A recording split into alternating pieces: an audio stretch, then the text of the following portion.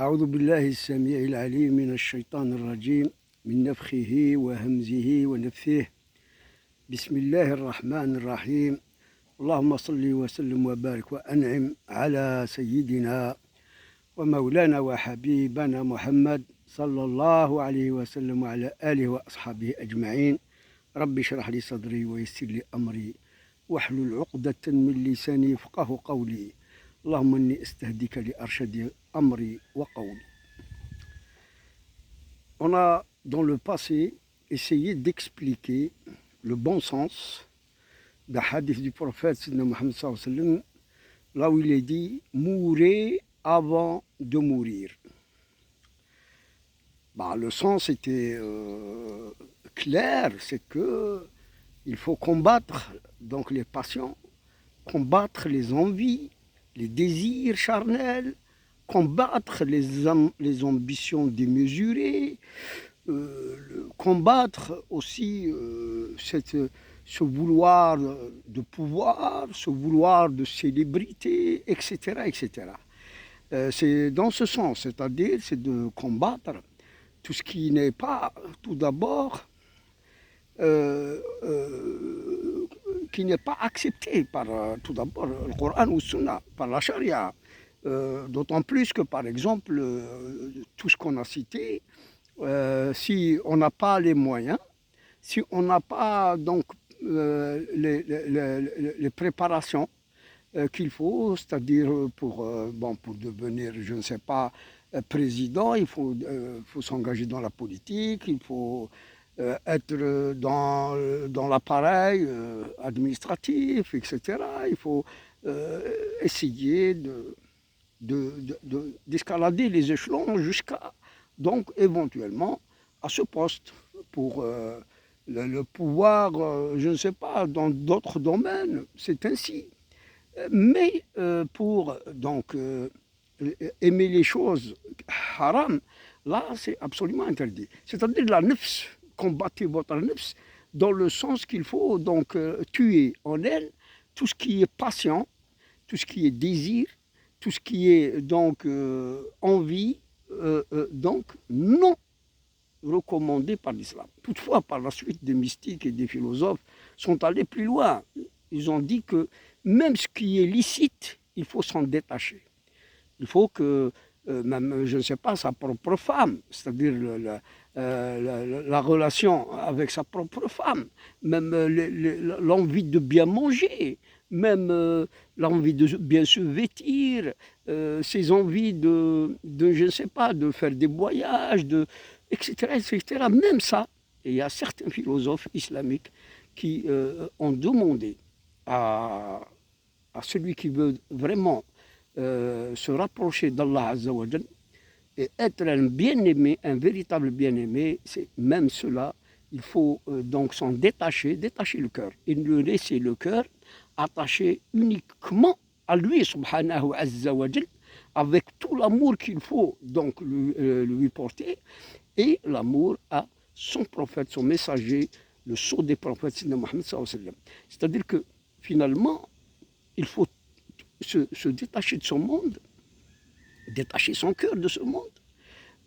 Même la nefs, il ne faut rien lui donner pratiquement, à part ce qu'il faut pour survivre. Hein.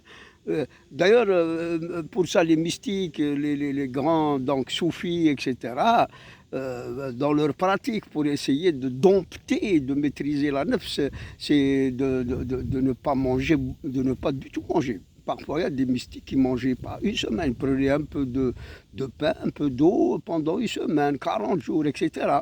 De veiller la nuit dans les invocations, de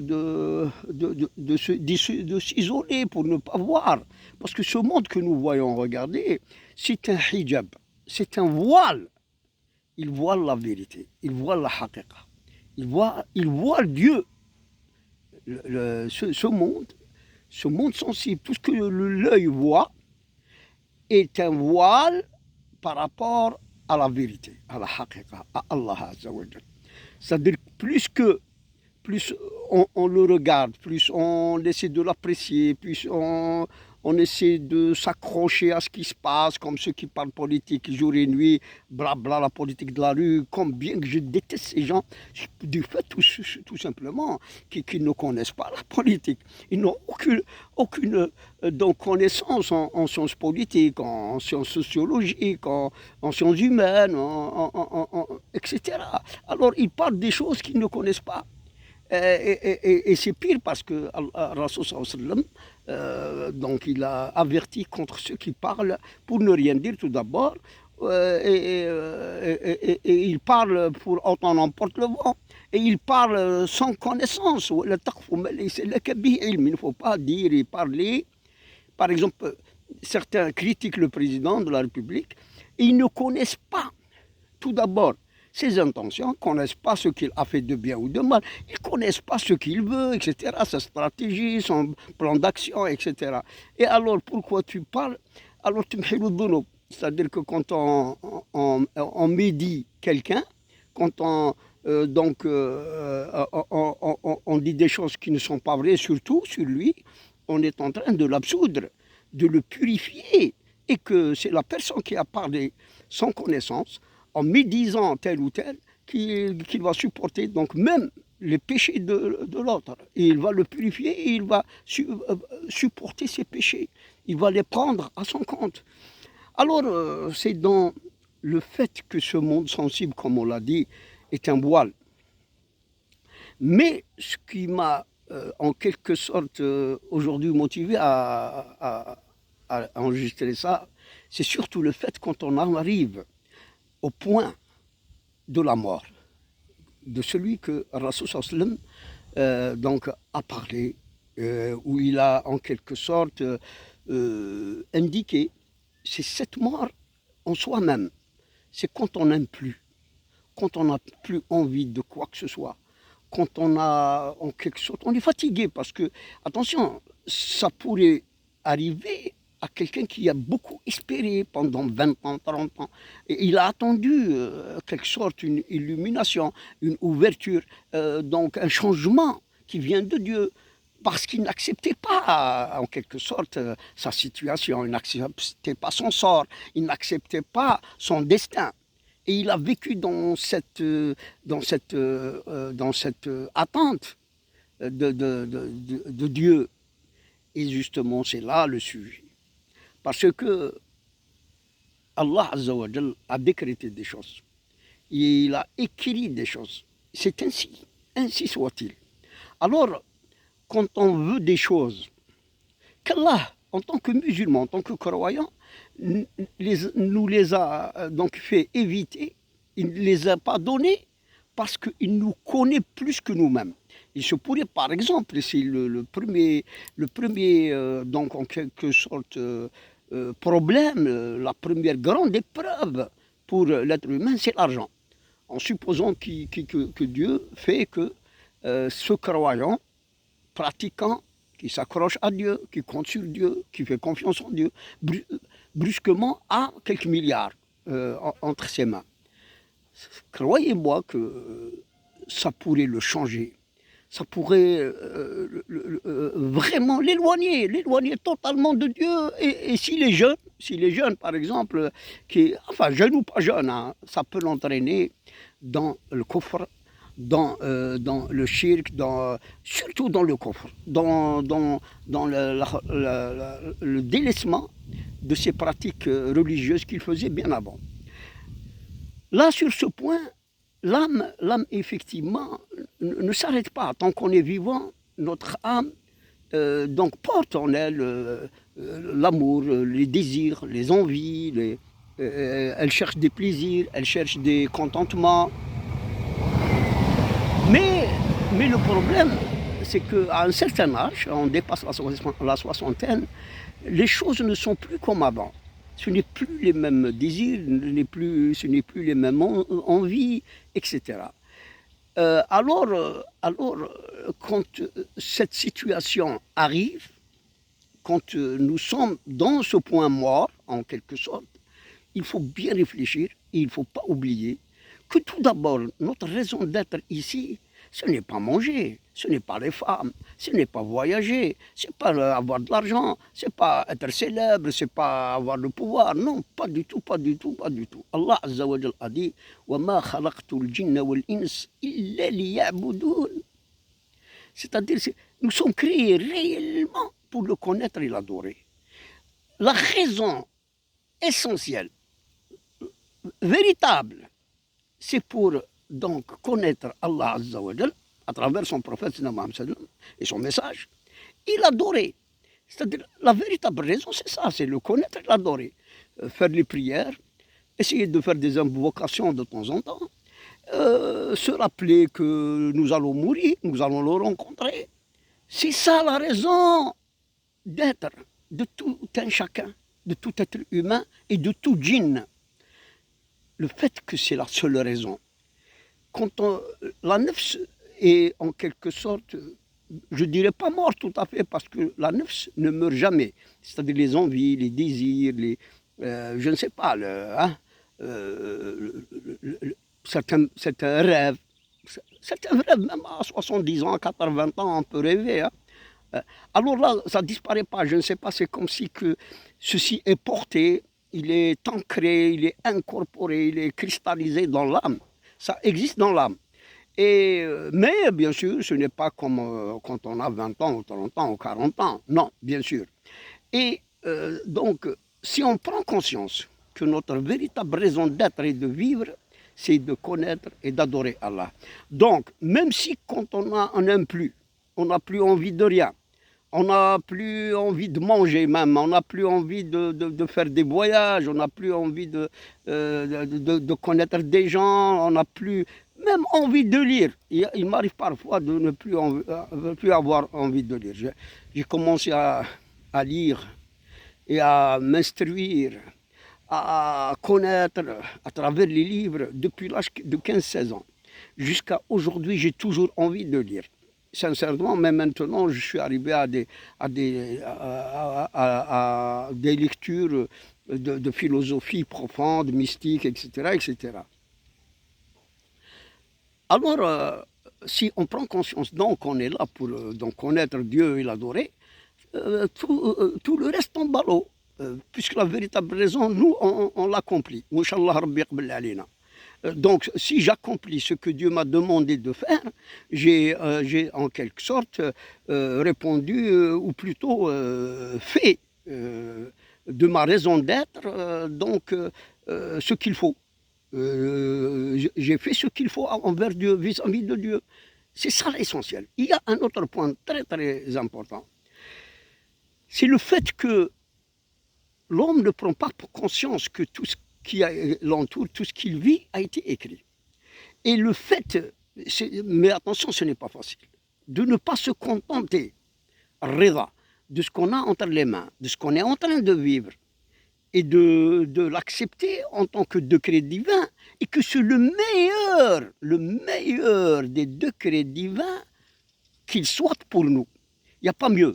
Si on sort de ce qui nous arrive tous les jours, il se pourrait qu'on bascule dans la mécréance ou dans des problèmes très graves ou dans des fitnes ténébreuses. Alors, Rida bil qada'i wal qadr khayruhu wa sharruhu, là c'est la station suprême.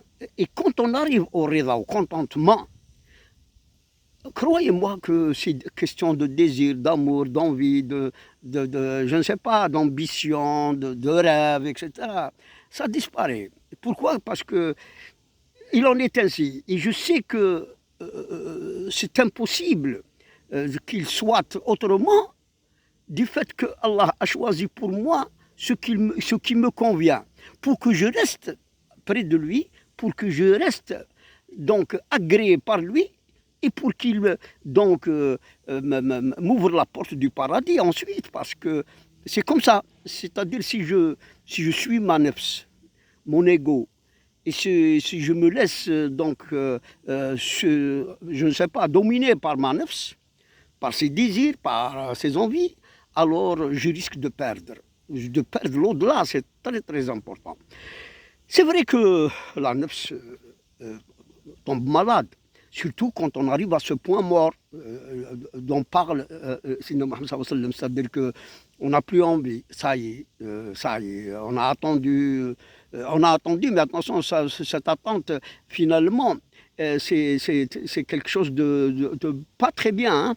C'est vrai qu'il faut, nous on vit entre Raja,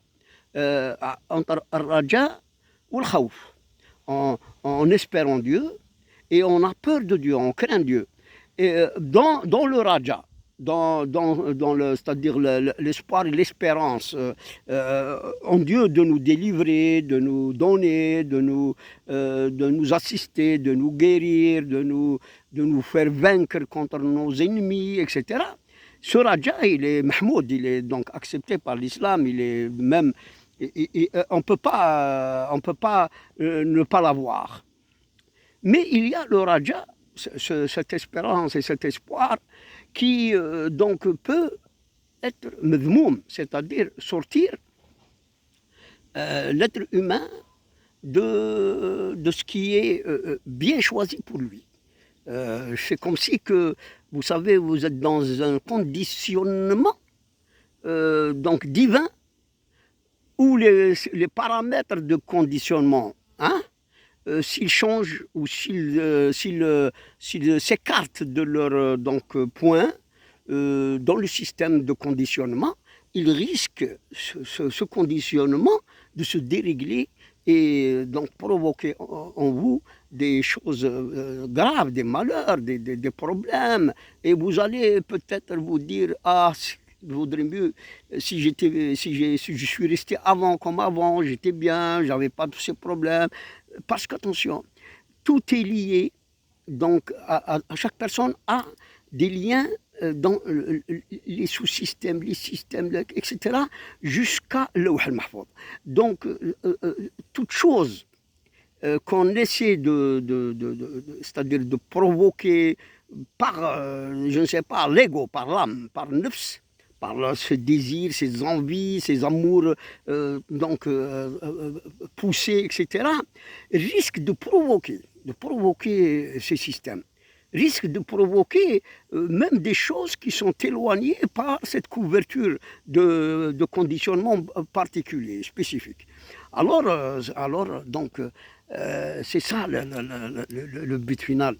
Si l'homme atteindrait c'est-à-dire cette quiétude spirituelle, cette quiétude psychique, du fait que, alhamdulillah wa nashkuruh, ala ni'amih, ma alimna minha wa ma lam na'lam.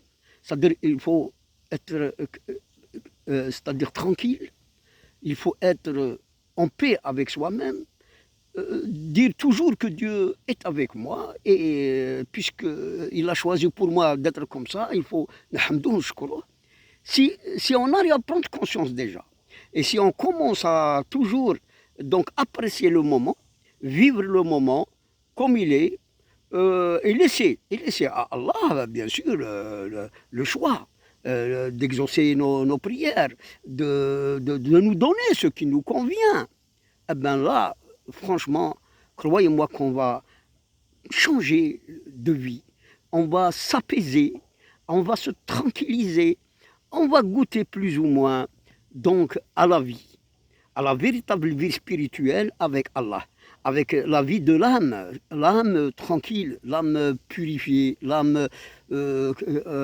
c'est-à-dire qui ne s'inquiète pas. Elle a confiance totale en Dieu, une vie je ne sais pas, de lumière, parce que si on arrive à être comme ça veut dire que le cœur serait plein de lumière. Il sera illuminé par une lumière divine, et c'est la lumière qui va nous couvrir. Et cette lumière peut grandir en atteignant ces stations de compréhension et de connaissance, et de réflexion et d'introspection sur soi-même, et cet essai de compréhension. Moi, je suis arrivé à me dire que si je ne suis pas bien ici, là où je suis, en ce moment, comment pourrais-je être donc bien à New York ou aux Bahamas ou je ne sais pas dans quel lieu paradisiaque, alors que, puisque maintenant je ne suis pas bien, il faut que d'abord je gagne cette paix en moi-même ici. Parce que si je vais dans ces lieux plein d'épreuves, plein de problèmes, plein c'est-à-dire d'agressions de l'âme, alors comment pourrais-je... Alors là, c'est-à-dire là-bas, je pourrais complètement déranger mon âme. Alors, mais si mon âme, ici, dans ce lieu, est contentée, est est calme, elle est sereine, elle est dans une quiétude spirituelle, si je l'ai ici, eh ben, il n'y a pas de différence que je sois ici aux Bahamas. Réellement, hein. Alors, c'est comme ça qu'il faut donc raisonner pour arriver à cette station. Mais si on arrive à cette station, croyez-moi qu'on a gagné, qu'on aura tout gagné. Par la suite, tout sera facilité. Vous allez voir la main de Dieu qui va agir pour vous. Elle va tout faire pour vous. Ce qui est bien, il va être entre vos mains, mousakhar, soumis par Allah. Et franchement, de la manière qu'on n'espérait même pas. Tout sera soumis à votre volonté ou à votre désir intime que seul Dieu connaît, subhanahu azza wa jalla. Allahumma hdina fi man hadayt. وعافنا فيمن عافيت وتولنا فيمن توليت وبارك لنا فيما أعطيت وقنا واصرف عنا برحمتك شر ما قضيت فإنك تقضي ولا يقضى عليك وإنه لا يذل من وليت ولا يعز من عاديت تباركت ربنا وتعاليت. استودعكم الله وإلى فيديو أخرى أقول لكم السلام عليكم ورحمة الله تعالى وبركاته.